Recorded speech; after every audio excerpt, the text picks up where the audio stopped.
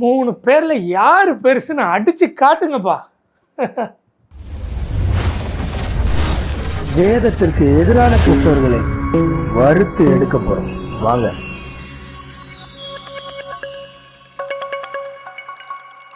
சரி, ஒரே ஒரு விஷயம் தான் சொல்கிறேன். 5 நிமிஷத்துக்கு கிளிப்ஸ் ஓடும், உன்னிப்பாக கவனிங்க. அதில் இருக்கிற ஒற்றுமைகளை பாருங்கள். 5 நிமிஷம் கழித்து ஒரு சின்ன விஷயம் சொல்கிறேன். இந்த ஊழியங்கள்லாம் இப்படி வளர்வதற்கு ரொம்ப ஈஸியாக அப்படி ஒன்றும் வளரல. நாங்கள் ரொம்ப பெரிய ஷோ காட்டி வளரல. நாங்கள் மேடையே வெளியே காட்டுறதுக்கு ரொம்ப காட்ட மாட்டோம். அப்படி கொஞ்சம் கொஞ்சமாக தான் சபை வளருது. நான் ஊழியக்காரனுக்கு கீழே தான் இருந்தேன். 10 வயசுலேருந்து சர்ச்சில் தான் தூங்கினேன். சர்ச்சு டாய்லெட்டுக்கு தண்ணி எடுத்து கொடுத்துருக்கேன். சர்ச்சு டாய்லெட்டை கழுவி விட்டுருக்கிறேன். ஆனால் அந்த ஆரம்ப ஊழியத்தை நான் யோசித்து பார்த்தேன். அன்றைக்கு என்னுடைய கடைசி நாள் நினைக்கிறேன். அன்றைக்கு வேலை இல்லை. ஒரு நாளைக்கு ஒரு வேளை தான் எங்களுக்கு சாப்பாடு கிடச்சிது. இவன் வேலையும் இல்லை, எதுவுமே இல்லை. பசி, பட்டினி. சாட்டர்டே சாயங்காலம் சாப்பிட்ட கஞ்சி, ஞாயிற்றுக்கிழமை பட்டினி, திங்கக்கிழமை வேலை இல்லைன்னு சொல்லிட்டான். எனக்கு என்ன பண்ணுறதுன்னு தெரியல. நான் வீட்டுக்கு வந்தா எங்கள் அம்மா அழுகுறாங்க. 3 தங்கச்சி பட்டினியாக கிடக்குறாங்க. எனக்கு கஷ்டம் என்னன்னு தெரியும், கண்ணீர் என்னன்னு தெரியும், வருத்தம் என்னன்னு தெரியும், பழைய சோறு சாப்பிட தெரியும், பட்டினியும் கிடக்க தெரியும்.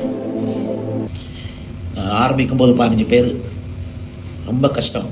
அப்படிலாம் பட்டு ஆரம்பித்து, ஆனால் கர்த்தர் எனக்கு கற்றுக் கொடுத்தது கடின வேலை செய்கிறது. சுவிசேஷ ஊழியத்தில் உட்கார மாட்டேன். மேடையில் 3 நிமிஷம் சீட்டில் உட்கார்ந்தது ரொம்ப ரேர். நான் ஒன்று செய்தேங்க, நேராக கர்த்தருடைய ஆலயத்துக்கு போனேன்.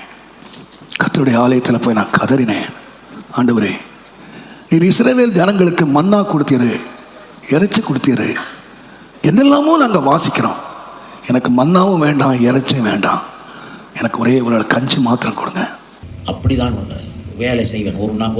ஒவ்வொரு கூட்டங்களில் சில வேலைகளில் 9 மணி நேரம் தொடர்ந்து நின்று கிட்டாரை தோளிலே போட்டு அடித்து பாடி ஆராதனைகள் நடத்தி பிரசங்கம் பண்ணி மக்களுக்காக ஜெபம் பண்ணி அற்புதங்களுக்காக அடையாளங்களுக்காக ஜெபம் பண்ணி இப்படி உழைத்திருக்கிறோம். சாப்பாட்டு பாத்திரத்தை கழுவிருக்கேன். பெண்கள் கூட்டம், வாலிபர் கூட்டம், ஆண்கள் ஐக்கியம், சிறுவர் கூட்டம், எல்லா கூட்டத்திலையும் பெரிய பெரிய அண்டா, தக்காளி சோறு, முட்டைலாம் வச்சுருவாங்க. உட்காந்து நைட் காலையில் 4 மணிக்கு உருக்கி விட்டுருவாங்க. 2000 முட்டை. நானும் என் ஃப்ரெண்ட்ஸ் 2-3 பேர் உட்காந்து உரிப்போம். வால் போஸ்ட் அடிக்க போயிருக்கேன். எத்தனை நாள் நைட்டு வால் போஸ்ட் அடிக்கும்போது கையில் கிழிச்சு ரத்தம் வந்திருக்கு. எத்தனை நாள் நைட்டு வெளியே போனால போலீஸ் பிடிச்சிட்டு போயிருக்காங்க. சர்ச்சில் வால் போஸ்ட் ஓட்ட போகும்போது வயசுலேருந்து இசையை ரசிக்க ஆரம்பித்தேன். அப்புறம் சர்ச்சில் போய் உட்காரும்பொழுது நான் நிறைய டைம் நான் ஃபீல் பண்ணியிருக்கேன். ரொம்ப மோனோட்டோனஸாக இருக்குது சாங்ஸ்லாம். பெரியவங்கலாம் கைத்தட்டி பாடுறாங்க. ஆனால் அங்கே இருக்கிற வாலிபர்கள் ரொம்ப என்ஜாய் பண்ணாததை நான் பார்த்தேன். எனக்குள்ள ஒரு டிசையர், இங்கே உள்ள வாலிபர்களையும் பாட வைப்பதற்கு இவர்களுக்கு பிடிக்கிற மாதிரி ஒரு மியூசிக்கை யாராவது கொண்டு வர மாட்டாங்களா அப்படின்ற ஏக்கன சின்ன வயசில் இருந்துச்சாங்க. அதுக்கு அதனால கெட்சமனே ஜெபம்னு ஒரு பக்கம் வச்சுருப்போம், பெதஸ்தா ஜெபம்னு ஒரு பக்கம் வச்சுருப்போம். இது எல்லாமே அந்த ஊழியத்தை கட்டி எழுப்புகிறது. நானும் அவரும் எத்தனையோ கால வருஷம் சைக்கிளில் தான் ஒளிஞ்சிருக்கோம். நான் அங்கே வேறு வருஷம் போன பிறகு அவர் ரேலி சைக்கிள் வச்சிருப்பாரு, நான் ஒரு பிலிப் சைக்கிள் எனக்கு கொடுத்தாங்க. 2 பேரும் சைக்கிளில் தான் ஊழியங்கள் செய்த காலங்கள் மறக்காது. சாம்சுந்தரம் பாஸ்டரோட சைக்கிளில் ஒளிஞ்சத காலங்கள். நான் தனி ஆளாகத்தான் ஊழியத்தை ஆரம்பித்து ரொம்ப கடினமான வேலை செய்து இந்த ஊழியத்தை கர்த்தர் கொஞ்சம் கொஞ்சமாக கொடுத்தார். சபையை தூத்து பெருக்கினது, டாய்லெட்டுக்கு தண்ணி எடுத்து ஊற்றுனது, speaker 50 kilo speaker 12th student தோல்ல தூக்கிட்டு போவேன். 8 ஸ்பீக்கரில் பெருசு.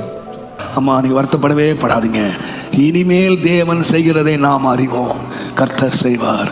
51 ஆண்டுக்கு முன்பதாக கர்த்தர் செய்வார் என்ற நம்பிக்கையோடு 2 துணியோடு நான் வெளியே வந்தேங்க. கர்த்தருடைய நாமத்துக்கு மகிமை உண்டாவதாக. இன்றைக்கு கர்த்தர் என்னை கொண்டு வந்திருக்கவே நான் பார்க்கும்போது கர்த்தர் எனக்கு தரிசனம் தரலங்க. இத்தனை ஆயிரக்கணக்கான மக்களை நான் தருவேன், இத்தனை பேரை நீ நடத்துவா, இவ்வளவு உலகத்தில் இவ்வளவு செழிப்பாய் இருப்பாய், இத்தனை பெரிய காரியங்களை நீ செய்வாய் என்று சொல்லி ஆண்டு எனக்கு தரிசனம் தரலங்க. ஆனால் ஆண்டோடைய வார்த்தையை நான் விசுவாசித்தேன். என் காலையில் ஸ்கூல் போயிட்டு சாயங்காலம் எங்கள் ஊரில் இருக்கிற எல்லா தெருவிலையும் போய் ட்ரௌசர் போட்டு ஸ்கூல் யூனிஃபார்மோட நான் சொல்கிறேன், ஒரு தென்னில் அப்படி கால் வச்சு ஒரு கோட்டு தண்ட ரக்கு ரன் வாசிட்டு இருப்பேன். என் கூட படித்தவங்களாம் அந்த தெருவில் நிற்பான். என்ன யோசிப்பான், அறிவு இருக்கு அவனுக்கு, ரோட்டில் கேவலமாக அடிச்சுன்னு இருக்க. மறுநாள் ஸ்கூலில் கேட்பாங்க, என்ன மாப்பிள்ள அசிங்கமா இல்லை உனக்கு, போய் ரோட்டில் கொட்டடிச்சிட்டு இருக்கேன். அன்னைக்கு ரோட்டில் கொட்டடிச்சனால தான் அன்னைக்கு ஃப்ளைட்டில் பிரியாணி சாப்பிட்றேன். ஒரு ட்ரௌசர், கிழிஞ்ச ட்ரௌசரை வருஷம் ஃபுல்லாக ஸ்கூலுக்கு போட்ட பண்ணுவோம். இதே ஜான் ஜபராஜ். பார்த்தீங்கள, நல்லா சிமிலராக இருந்ததா? நான் கஷ்டப்பட்டேன், வறுமையில் இருந்தேன், வாடினேன், இன்னைக்கு சூப்பர் ஆகிட்டேன். இதானே அந்த தீம். நானும் கஷ்டப்பட்டதாண்டா, சும்மா ஒன்றும் வரலடா, கஷ்டப்பட்டு தாண்டா இங்கே வந்தேன், அதுதானே அங்கே சொல்ல வராங்க. இப்போ நான் ஒரு கிளிப்பு போட போகிறேன், இதுக்கு சிமிலராக தான் இருக்கும், அதையும் பாருங்கள். 4வது வரைக்கும் படிச்சிருக்கேன். 1வது படிக்கும் போது அம்மா இறந்துட்டாங்க. உள்ளூர்லயே ஒரு டீ கிளாஸ்க்கு வேண்டிய சூழ்நிலை வந்துருச்சு. சொந்த பந்தம் முன்னாடி என்னால அதை செய்ய முடியல. சென்னைக்கு 13 வயசுல வந்தேன் சார். கையெல்லாம் சேர்த்து புண்ணு, காலெல்லாம் புண்ணு வந்து 10 நகத்தையே எனக்கு எடுத்துட்டாங்க. ஜிச்சு இனிமே நம்ம யார்கிட்ட வேலை செய்யக்கூடாது. 14,000 தள்ளுவண்டியை போட்டோம். அப்படி தொடங்கப்பட்ட கடை. எவ்வளவு பிரான்ச்சஸ்? 23 சார். 19 வீடு, 7 காரு. வாழ்க்கையில எதெல்லாம் இழந்தோமோ அதையெல்லாம் பார்த்துடணும்னு ஒரு வைராக்கியம். பார்த்தீங்களா, கஷ்டப்பட்டு வேலை செஞ்சு நகத்தெல்லாம் செதஞ்சிரும். நான் பார்த்துருக்கேன், கறிக்கடையில் வேலை செய்கிறாங்க இல்லையா, கால் கையெல்லாம் ஊறி போயிருக்கும் சண்டேஸில். நான் வேலை செஞ்சுருக்கிறேன், பல சண்டேஸ் நான் ஃபுல்லாக வேலை செஞ்சுருக்கிறேன், ஊறி போயிருக்கும். ஒரு அளவுக்கு மீறி அது. நான் வந்து வாரத்தில் ஒரு நாள் வேலை செய்கிறேன். டெய்லி வேலை செய்கிறவங்களுக்குலாம் பார்த்திங்கன்னா கண்டிப்பாக ப்ராப்ளம் இருக்கும். அவ்வளோ கஷ்டப்பட்டுருக்காங்களா இவங்கெல்லாம்? சரி, இவங்க கஷ்டப்பட்டது எதனால்? சுவிசேஷ நிமித்தமாக? அவங்க கொழுப்புனால. சாப்பாட்டுக்கு வழி இல்லாமல் எதுக்கு இருக்கணும்? வேலை செஞ்சால் காசு வரப்போகுது, நல்ல சாப்பாடு சாப்பிட்லாம். நீங்கள் வேலை செய்யாமல் சோத்தில் கை வைக்கக்கூடாதுன்னு பவுல் சொல்லியிருக்காரு. சாரி, ஆண்டவர் சொல்லியிருக்காரு. அப்படி தான் சொல்லணும். ஏன்னா வேத வாக்கியங்கள் எல்லாம் தேவ ஆவினால் அருளப்பட்டது. ஆண்டவர் தான் சொன்னார். ஆண்டவர் சொன்ன பேச்சை மீறி நீங்கள் தேவையில்லாமல் அனுபவிச்சுட்டு இதெல்லாம் நடந்ததுன்னு சொன்னால் என்ன யூஸ்? ஆனால் வேதத்தில் ஒரு நபர் கஷ்டப்பட்டார். அதை நான் படிக்கிட்டா? 2 கொரிந்தியர் 11வது அதிகாரம் 23வது வசனம். அவர்கள் கிறிஸ்துவின் ஊழியக்காரரா? நான் அதிகம் புத்தியினமாய் பேசுகிறேன், நான் அதிகமாய் பிரயாசப்பட்டவன். எதுக்கு? சுவிசேஷத்தை பிரசங்கிக்கிறதுக்கு. நான் அதிகமாய் அடிபட்டவன். எதுக்கு? சுவிசேஷத்தை பிரசங்கித்ததுனால. மீட்டிங் நடத்தி சபையை கட்டி பாபேல் கோபுரத்தை கட்டினதுனால இல்லை. வேதத்தின் அடிப்படையில் புறப்பட்டு போய் சுவிசேஷம் அறிவிக்கணும். எந்த சபையும் பெஞ்சு தேய்ச்சி ஒரே இடத்துல மாளிகை கட்டலை. அது ஆதி ஆகமத்தில் பாபேல் கோபுரம் தான் கட்டினாங்க. பிதாவை எங்கும் தொழுது கொள்ளும் காலம் வரும்னு ஆண்டவர் சொன்னார். இங்கு தான் தொழுது கொள்ளணும்னு ஒரு இடத்த கட்டடம் கட்டி 100 கோடி சபை கட்ட சொல்லலை. சரியா? அதுக்காக நீங்கள் தீங்கி அனுபவிச்சா அது உங்களுக்கு, உங்களுடைய வம்சமாக உங்கள் பிள்ளைக்கு அடுத்துக்கு பிள்ளை, ஒருவேளை பெண் பிள்ளையாக இருந்தால் மருமகனுக்கு, அப்புறமா அவங்களுடைய பேரன் பேத்தி, இப்படி தான் போகுது. அதுக்கும் இந்த பாடு அனுபவிக்கிறதுக்கும் சம்மந்தம் இல்லை. அதிகமாய் காவல்களில் வைக்கப்பட்டவன். நான் போஸ்டர் ஓட்டினேன், என்ன ஒரு அறை அரைஞ்சாங்க, ஸ்டேஷனில் போயிருக்கேன். நின்று பிரசங்கம் பண்ணணும். யோவான் ஸ்நானன் தெரியும்ல, ராஜாவாக இருந்தாலும் தப்பு, பரவாயில்ல அப்படி. சரியா? சுவிசேஷ நிமித்தம், போஸ்டர் ஓட்டினது நிமித்தம், பேனர் ஓட்டினது நிமித்தம் சும்மா பெட்டி கேஸு கூப்பிட்றதில்லை. அநேக தரம் மரண அவதியில் அகப்பட்டவன். சுவிசேஷத்து நிமித்தம் யூதர்களால் 1 குறைய 40 அடியாக 5 தரம் அடிபட்டேன். நினச்சி கூட பார்க்க முடியாது. சுவிசேஷத்து நிமித்தம் தன்னுடைய சுய ஆதாயத்துக்காக கட்டடம் கட்டி இல்லை, மக்களை பாபேல் கோபுரம் மாதிரி ஒன்று திரட்டி இல்லை. ஒருவருக்கொருவர் புத்தி சொல்கிறதுக்கு தான் சபை. நான் சொல்கிறேன், எல்லாம் கேட்டு போங்க, நான் மீட்டிங் நடத்துகிறேன், நான் சொற்பொழி வாட்டுறன்றதுக்கு இல்லை. அது சபை லிஸ்ட்லேயே வராது வேதத்தின் அடிப்படையில். சரியா?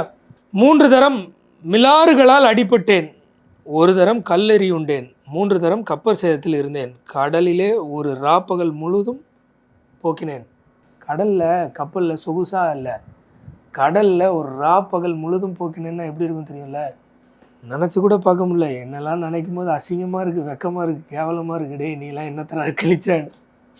அநேக தரம் பிரயாணம் பண்ணினேன், ஆறுகளால் வந்த மோசங்களிலும், கள்ளரால் வந்த மோசங்களிலும், என் சுய ஜனங்களால் வந்த மோசங்களிலும், அந்நிய ஜனங்களால் வந்த மோசங்களிலும், பட்டணங்களில் உண்டான மோசங்களிலும், வனாந்தரத்தில் உண்டான மோசங்களிலும், சமுத்திரத்தில் உண்டான மோசங்களிலும், கள்ள சகோதரரிடத்தில் உண்டான மோசங்களிலும், பிரயாசத்திலும் வருத்தத்திலும், அநேக முறை கண் விழிப்புகளிலும், பசியிலும் தாகத்திலும், அநேக முறை உபவாசங்களிலும், குளிரிலும், நிர்வாணத்திலும் இருந்தேன். சுவிசேஷ நிமித்தம். பால் வேலை செஞ்சு கூடார தொழில் பண்ணி திருப்தியாக சாப்பிட்டார் வாய்ப்பு கிடைக்கும் போது. இங்கே அழைப்பு, அதனால் நான் வேலைக்கு போகக்கூடாதுன்னு ஒரு மூட நம்பிக்கையில் இருந்துட்டு, ஆண்டவர் சொல்லாததை சொன்னதா நீங்களே நினச்சிக்கிட்டு, நான் ஃபுல் டைம் மினிஸ்ட்ரி அதனால் வேலை செய்யக்கூடாதுன்னு ஒரு மூட நம்பிக்கையில் நீங்கள் இருந்துட்டு, சொகுசு வாழ்க்கை, அதாவது நான் வேலை செய்யாமல் நல்ல சாப்பாடணும்னு எதிர்பார்த்தீங்க, அதை சாதிக்கிறதுக்கு சர்ச்சுன்ற போர்வையை கையில் எடுத்தீங்க, நல்லா சாதிச்சிட்டிங்க, இன்றைக்கி நல்லா இருக்கீங்க. அதில் என்ன இப்போது? உங்களுக்கு சேலம் ஆர்ஆர் பிரியாணி ஓனர் எவ்வளோ,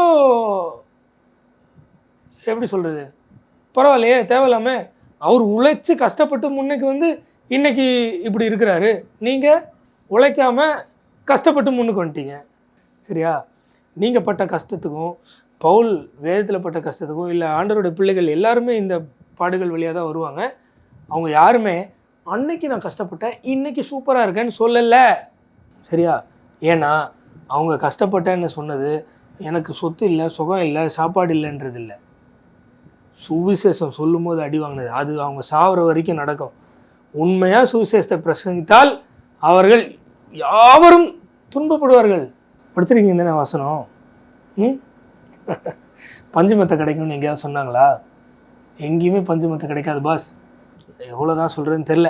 சரி, இந்த மாதிரி உலகபூர்வமாக பேசி நான் ஏழ்மையில் இருந்தேன் கர்த்தர் உயர்த்திட்டாருன்னா கொஞ்சம் கிராஸ் வெரிஃபை பண்ணுங்கள். அது இந்த பிரபஞ்சத்தின் தேவனானவனாக தான் மேக்ஸிமம் இருக்கும். பார்த்துக்குங்க. இதுக்கு மேலே உங்கள் விருப்பம். வேதத்துக்கு திரும்புங்க. உண்மையான ஆண்டவர் யாருன்னு தெரிஞ்சுக்குங்க. மறுபடியும் பிறக்கிறதுக்கு வழியை பாருங்கள். பாய்.